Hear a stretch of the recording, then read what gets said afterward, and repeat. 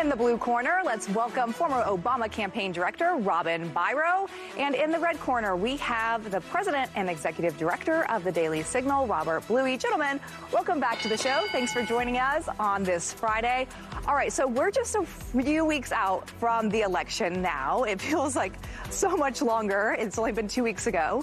But Democrats are still grappling with what to do and what went wrong. And it was interesting because The Atlantic had a piece out titled The HRification of the Democratic Party. And it says it's like Human Resources Office, the Democratic Party is. Democrats are officially the party of the norms, procedures, bureaucracy, DEI initiatives, rule-following language, policing, and compliance. So essentially, they are saying it's boring. So Robin, talk to us about this because it seems like Democrats aren't the cool kids on the block anymore.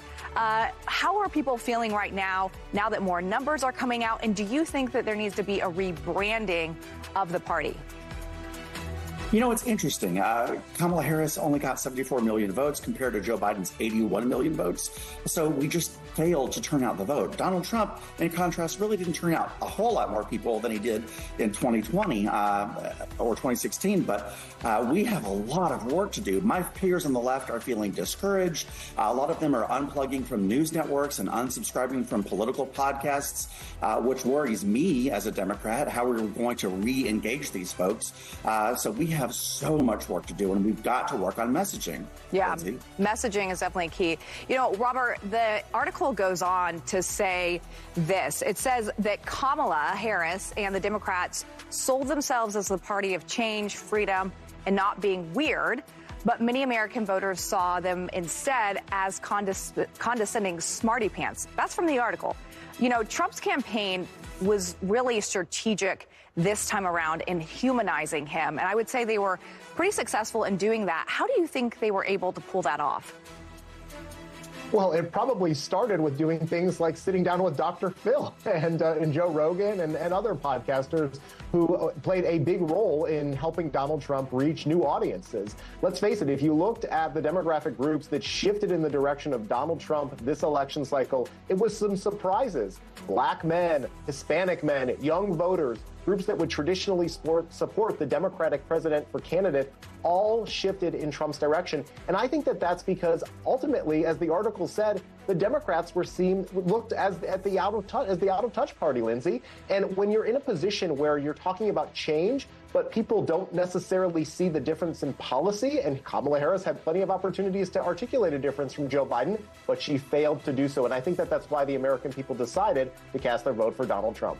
You know, Robin, there was a conversation as well that Kamala Harris really brought to the forefront about being the party not only of change, but of new leadership. And there's something interesting right now going on in the halls of Congress with Democrats, essentially younger Democrats trying to primary older Democrats. And when I say younger, we're talking people in their 60s. They're trying to primary people in their 70s for some of these key leadership positions on committees. Is that the key here, that there needs to be more youth in the party, that there needs to be people that are younger in leadership positions?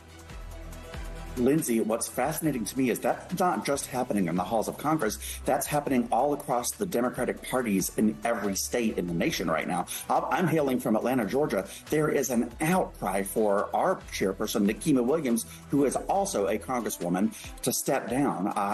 It's palpable. Everybody's enraged right now. They're seeking newer leadership, younger leadership. People want answers. It's tough. We're in a tough position, Lindsay. Yeah, and I feel that there really is. And people want to save face a little bit, but it really seems like it's going to be interesting to see what comes out of the other end of this, because people have different views about what that actually looks like. But Robert, something that just popped right before we went on air, there's a new report from the Washington Post, which says that Trump plans to use the DOJ to look for evidence of fraud in the 2020 election. I mean, there has been no evidence of widespread fraud in that election, which he lost, but he won this time around. Is this a huge miss for him? Shouldn't he just be focused on moving forward and working for the American people instead of looking back?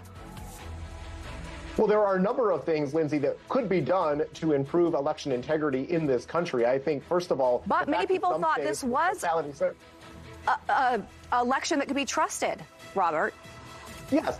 Well, so I would, flat out, I think we should move on from 2020. I'll say that just straight out. I think that we probably can agree on that. What I'm saying is that there are still some locations in this country that are counting votes well over 2 weeks after the election. I think we need to get back to a point in time where we know the winner of the election within a day or 2 days of the votes being cast. And so that starts with improving some of the laws in some of the states. And so if Trump wanted to focus his attention on anything, I would focus on the next election in 2026, not look backwards. Yeah, I think people would be more interested in that. Real quick before we go, this has been a crazy week. Everything, Matt Gaetz dropping out.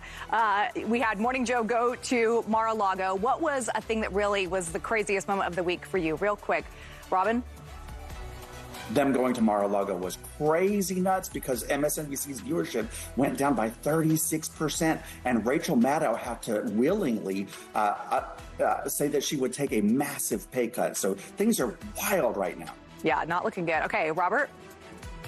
Well, I mean, how can you top Matt Gaetz stepping down only 8 days after being picked? I mean, that was just a shocker for everybody. And then Trump coming a few hours later and picking a new attorney general. I mean, he means business, that's for sure. Yeah, I think John Fetterman had the best response to that. Robert Biro, Robert Bluey, great to see you. Thanks for being with us.